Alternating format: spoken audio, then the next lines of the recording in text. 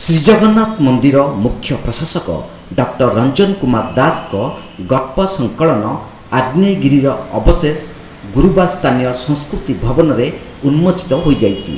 चलचित्र निर्देशक प्रशांत नंद, साहित्यिक गौरहरि दास, डॉक्टर अजय कुमार स्वाई, डॉक्टर अजय कुमार महापात्र, कवि शंकर परिडा एवं पक्षीघर प्रकाशनीर बनोज त्रिपाठी अतिथि भाव जोग देइथिले। गाल्पिक डॉक्टर दास निज पुस्तक एवं गल्पगुड़िक संपर्क में सूचना देते। अतिथि माने कहिले गल्प हृदय को बाट देखाए, पाठक मन को छुईवा गल्पगुड़िक कालजयी होता है। युवगोष्ठी को आकृष्ट कला भली गल्प सृष्टि से माने परामर्श देते। थर्ड आई सभापति अतुनु पाल, आवाहक मिहिर कुमार साहू, डॉक्टर दिलीप कुमार स्वाई एवं श्यामप्रकाश सेनापति कार्यक्रम में उपस्थित थिले।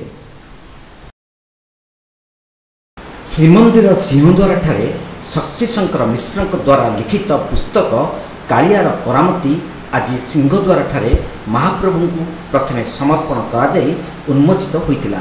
सेवक और भक्तों अनुभव को नहीं हृदयस्पर्शी लेखा प्रकाश पाई।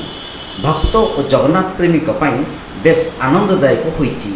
लेखक जड़े अधिवक्ता हेले मध्य जगन्नाथ पुस्तक लिखा, प्रवचन देवा, यूट्यूब रे प्रचार प्रसार करी बेस चर्चित होइछन्ति। एही पुस्तकर प्रकाशक भुवनेश्वर महावीर प्रकाशन प्रकाशक रमाकांत मिश्र रहिछन्ति। पुस्तकटी बेस आदृत हेबो बोली सेठारे उपस्थित जगन्नाथ प्रेमी, भक्त, सेवायक और बुद्धिजीवी माने मत देइथिले।